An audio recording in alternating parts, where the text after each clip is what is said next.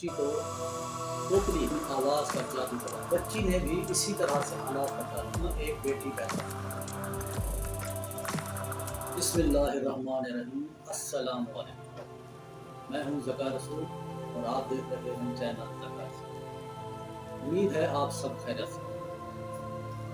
آج کی ویڈیو میں ہم ایک ایسی گلوکارہ، ایک ایسا کردار، ایک ایسی اداکارہ جس نے پورے برِ صغیر میں اپنا لوہا منوایا، اپنی آواز کا جادو چلایا. اللہ وسائی سے نور جہاں اور پھر نور جہاں سے ملک کا ترنم نور جہاں تک. 21 ستمبر 1926 ایک فرلانگ کے فاصلے پر ایک محلہ جس کا نام کوٹ مراد خان ہے، جس میں رہنے والے معمولی نوعیت کے ایک گویے امداد علی کے ہاں ایک بیٹی پیدا ہوئی.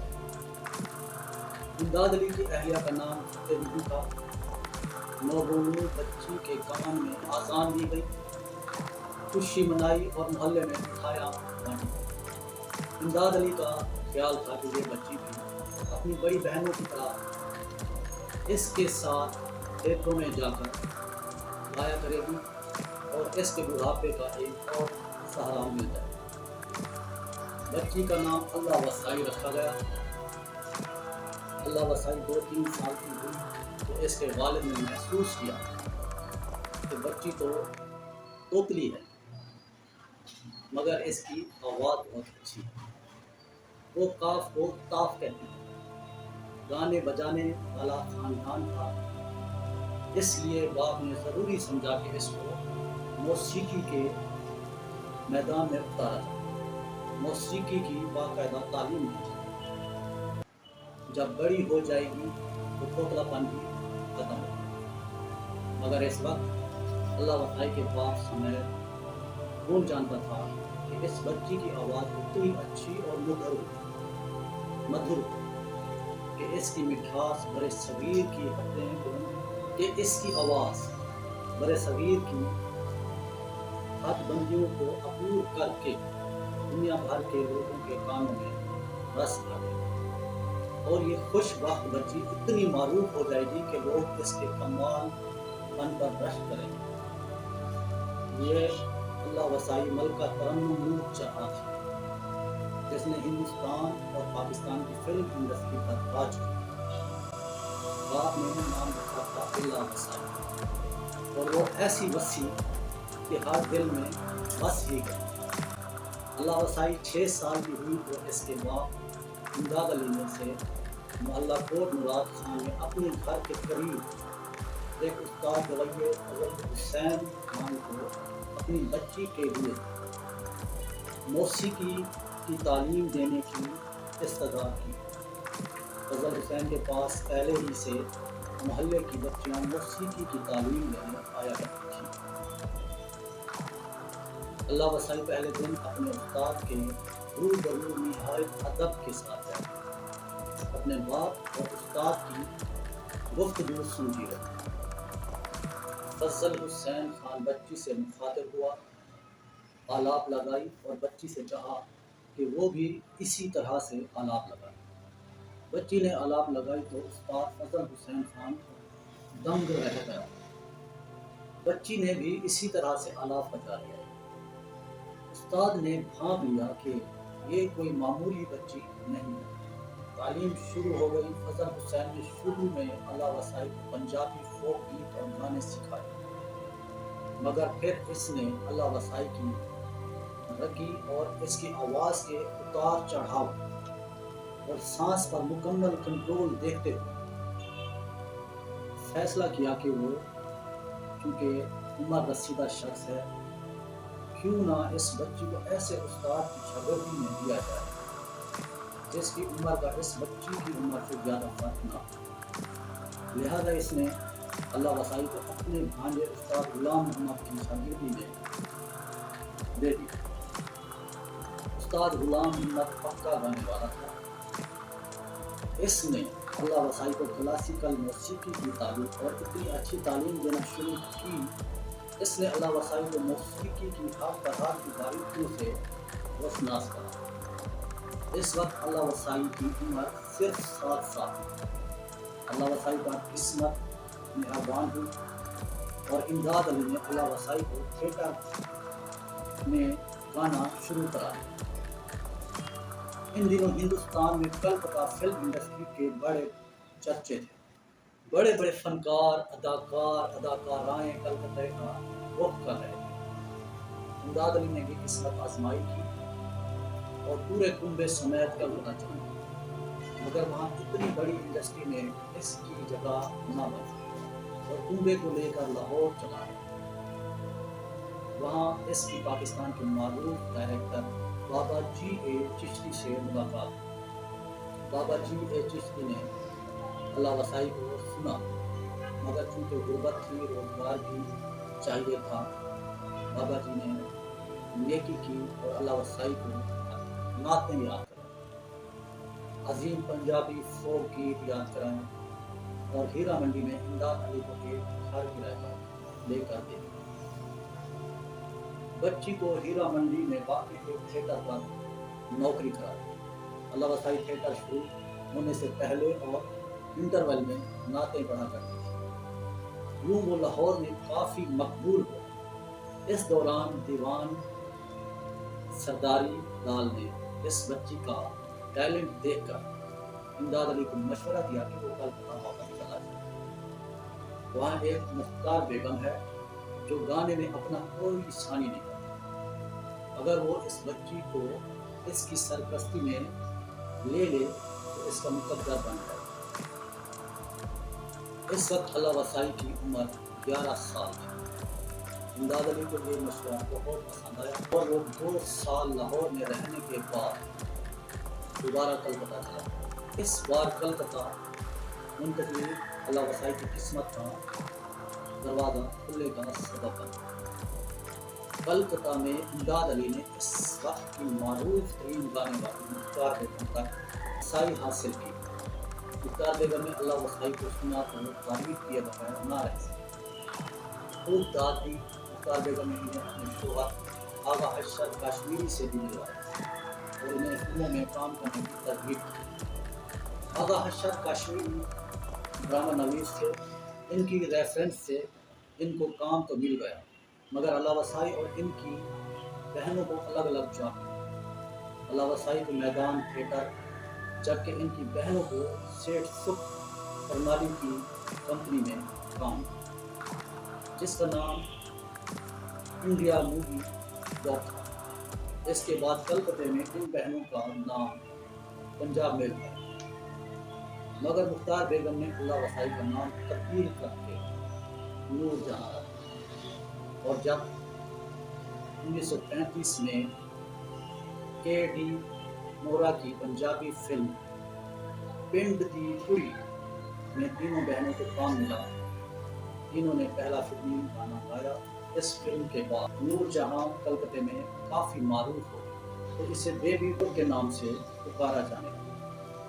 پھر 1936 میں فلم نصف کا ستارہ میں کام کیا۔ اس فلم کے پروڈیوسر سب امردہ شرما تھے، وہ تو فلم مکمل نہیں ہوئی۔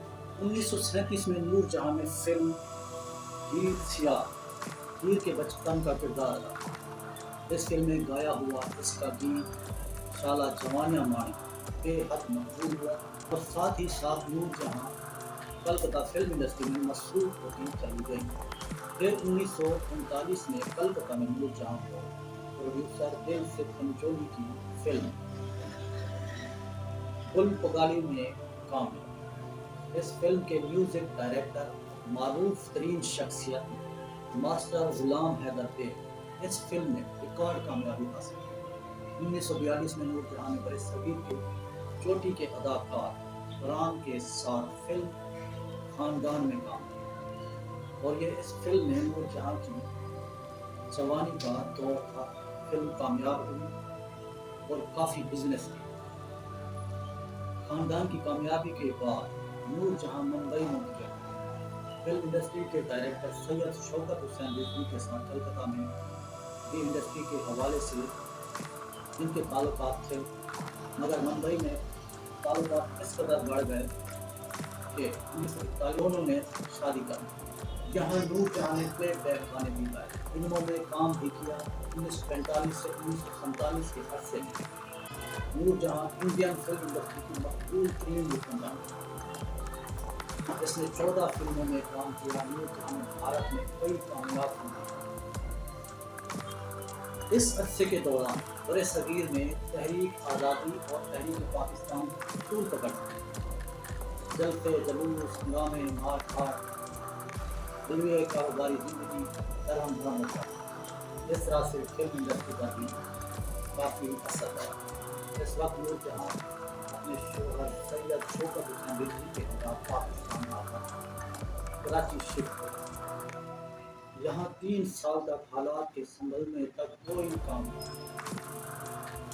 फिर कुछ हालात बेहतर हुए तो शौकत हुसैन रिजवी ने 1951 में फिल्म चल गए बनाई, जिसमें नूर जहाँ ने अदाकार संतोष कुमार के साथ भी काम किया, गाने भी गाए और साथ में डायरेक्शन का भी काम किया। और ये पाकिस्तान में नूर जहाँ की पहली फिल्म और इससे पाकिस्तान में पहली खातून डायरेक्टर होने की हासिल की। 1952 में नूर जहाँ की दूसरी फिल्म दुपट्टा रिलीज हुई। इस फिल्म को असलम लोधी ने प्रोड्यूस किया। इस फिल्म में नूर जहाँ की पहली फिल्म से भी ज़्यादा मकबूलियत हासिल हुई और नूर जहाँ मुल्क के कोने कोने में नूर जहाँ के बारे में कहा जाता है कि वो अपनी मर्जी की जिंदगी जीने की आदत है। फिल्म इंडस्ट्री के माहौल से भी आगाह थी। इसके अलावा इसकी मकबूलियत होने के साथ साथ इसके ताल्लुकात भी बढ़ते चले गए। इसके मुताबिक बहुत से किस्से मशहूर होने लगे, ताहम वो इसकी निजी जिंदगी के मुताबिक थे। बहरहाल इन्हीं किस्सों में पाकिस्तान क्रिकेट टीम के नाया नाज खिलाड़ी ओपनर बैट्समैन नजर मोहम्मद के साथ भी मुलाकात नूर जहाँ और सैयद शौकत हुसैन रिजवी की इज़्वाजी जिंदगी को खत्म कर गया। 1954 में इन दोनों के दरमियान तलाक हुए और फिर 1959 में नूर जहाँ ने पाकिस्तान फिल्म इंडस्ट्री के एक बड़े स्टार एजाज दौरानी से शादी की। एजाज दौरानी नूर जहाँ से उम्र में छोटे थे, मगर ये शादी भी कामयाब ना हुई। इसके मुताबिक बताया जाता है कि जब पंजाबी फिल्म हीर रांझा बनी तो नूर जहाँ ने इस फिल्म की हीरोइन फिरदौस के लिए गाने गाए। ये गाने उन्होंने ऐसी दिलजोई के साथ गाए कि आज तक गानों में रस घुलते रहे। मगर फिल्म की तैयारी के दौरान नूर जहाँ को अपने खामन एजाज और फिरदौस के दरमियान ताल्लुकात का इल्म हो गया। इस पर इसने एजाज से भी अलहदगी अख्तियार कर। नूर जहाँ ने भारतीय और पाकिस्तानी फिल्मों के लिए 24,000 से ज़ायद गाने गाए। इसके अलावा गज़लें और गीत भी गाए और काफ़ी नातें भी पढ़ी, जबकि वो बड़े सगीर की पहली खातून कवाल होने का भी एहसास करती। मैडम नूर जहाँ को बेहतरीन प्लेबैक सिंगर के मुताबिक 4 अवार्ड दिए। इसके अलावा millennium singer, life time achievement award, सितारा इम्तियाज, गोल्ड मेडल और कल्चरल एम्बेसडर ऑफ पाकिस्तान का अवार्ड दिया गया। और इसका माजी की हिंदुस्तानी फिल्म अनमोल कड़ी में गाया जाने वाला गाना आवाज़ कहाँ है दुनिया में जवान आज भी दिल को बोले। जब 1982 में आखिरी दफ़ा वो भारत के दौरे पर गई, मुंबई में स्टेज परफॉर्मेंस करते हुए नूर जहाँ जब ये गीत गाया तो साथ खड़े हुए अपने ज़माने के चोटी के म्यूज़िक डायरेक्टर ने खूब बात देते हुए कहा कि वही आवाज़, वही नखरोल और वही जादू है। तकरीब में मौजूद हर शख्स लता मंगेशकर वज़ात खुद नूर जहाँ की बहुत बड़ी फैन। अपने गाना गाने के आखिरी मराहिल में जब मैडम नूर जहाँ ने राग नारमा में बनाया गया पंजाबी गीत मेरे दिल दे शीशे विच सजना पई सजदी है तस्वीर गाया तो लोग तंग रहे। آخری عمر تک اس کی آواز برقرار رہی۔ نور جہاں کی آواز اس کی 20 لاسانی ہے۔ نور جہاں کی آواز اس کی 20 لاسانی ہے۔ کچھ لوگ کہتے ہیں کہ 1965 کے بعد پاک بھارت جنگ کے دوران نور جہاں نے جو ملی نغمے گائے ان پر اس ملک کا ترنم کا اعزاز ہوا اور بعد اسے تقسیم ہند سے ملنے والا اعزاز قرار دیا۔ 1965 میں ملکہ ترنم نور جہاں نے جو ترانے گائے وہ بھی امر ہے، مگر ایک بات تسلیم شدہ ہے کہ ملکہ نور جہاں کو شروع کی ادائیگی کا من کا حاصل۔ پاکستان میں اور بھی بہت سی اور بہترین گانا گانے والی گلوکارائیں موجود ہیں، مگر بلا شبہ ملکہ ترنم نور جہاں کا کوئی ثانی نہیں۔ اس کی آواز نے تمام آوازوں کو دبائے رکھا۔ بڑی بڑی گانے والیاں اس کے سامنے اپنے آپ کو گر سمجھتی۔ نور جہاں نے فیض احمد فیض کی نظم مجھ سے پہلی سی محبت میرے محبوب نہ گائی تو فیض احمد فیض نے کہا کہ یہ نظم اب میری نہیں ہے، نور جہاں کی ہو۔ نور جہاں نے مہدی حسن، اخلاق احمد، احمد رشدی اور بہت سے دیگر مرد گلوکاروں کے ساتھ اپنی آواز کا اظہار کیا۔ برے صغیر کی چوکی کی ہیروئنوں کو اپنی آواز سے معروف کیا۔ اس کے گانے خالی پاکستان ہی میں نہیں پوری دنیا کا احساس ہے۔ برے صغیر کی کئی نسلیں ملکہ ترنم نور جہاں کی مدح آواز میں گائے گیت سن کر روان ہیں۔ اس کی فلموں انتظار، انارکلی، کوئل، غالب، باجی اور موسیقی سمیت دیگر فلموں کے گیت آج بھی سننے والے کو پہلے ہی کی طرح بھرپور لطف فراہم کرتے ہیں۔ لاہور کا شاہ نور اسٹوڈیو آج بھی میڈم کی جان تازہ رکھتا ہے۔ برے صغیر انڈو پاک کی فلم انڈسٹری کی تاریخ میڈم نور جہاں کے بغیر ادھوری سمجھی جاتی ہے۔ ایسی آواز صدیوں میں پیدا ہوئی۔ میڈم نے فلم انڈسٹری پر فل راج کیا۔ وہ نہایت خوبصورت، خوبرو تھی، خوش لباس بھی تھی۔ انہوں نے ایک مرتبہ بتایا کہ ساڑی کا پلو موڑنے کا اسٹائل اس نے اپنی کلکتے والی محسنہ مختار بیگم سے کیا۔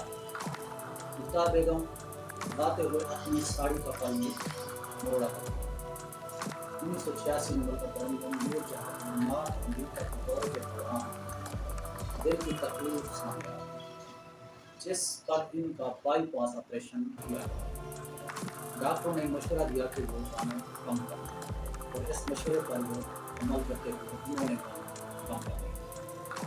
اپنی زندگی کے آخری سال جب انہیں گردوں کے مرد نے اپنی لپیٹ میں لے لیا تو نور جہاں کو لاہور سے کراچی منتقل کر دیا۔ آغا خان ہسپتال میں ان کے گردوں کا پہلے سے کیا جاتا رہا، مگر پھر بھی اپنی مقبول ہونے پر پوری دنیا کا راج کرنے والی ملکہ ترنم میڈم نور جہاں 23 دسمبر 2000 کا مطابق 28 رمضان شب ختم کے بعد اپنے خالق حقیقی سے جانا۔ اس وقت کے صدر پاکستان پرویز مشرف نے چاہا تھا کہ انہیں پورے سرکاری اعزاز کے ساتھ لاہور میں دفنایا جائے، مگر اس کی بیٹی نے اس کی رضامندی ظاہر اور انہیں کراچی میں ہی سپرد خاک کر دیا۔ ان کے نماز جنازہ میں 5 لاکھ سے بھی زیادہ مقام نے شرکت کی۔ حضرین کرام، ملکہ ترنم نور جہاں آج بھی اپنی آواز کی شکل ہمارے درمیان موجود ہیں، زندہ ہیں۔ انہیں پاکستان میں ہی نہیں بلکہ پوری دنیا میں یاد کیا جاتا ہے۔ امید ہے آج کی یہ دلچسپ ویڈیو آپ کو پسند آئی ہوگی۔ اسی کے ساتھ سرکار رسول کو اجازت دیں۔ اپنا اور اپنے پیارے پاکستان کا خیال رکھیں۔ اللہ حافظ۔